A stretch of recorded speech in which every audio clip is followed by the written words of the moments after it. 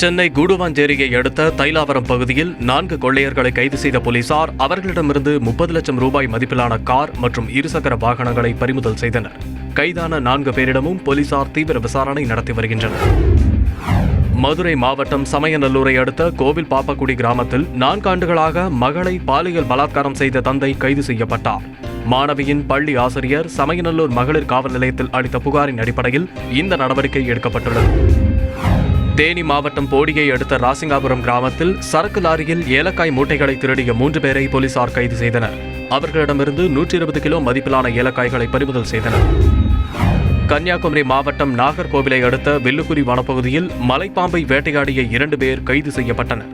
அவர்கள் இருவரும் வனத்துறை நீதிமன்றத்தில் ஆஜர்படுத்தப்பட்டு சிறையில் அடைக்கப்பட்டனர்.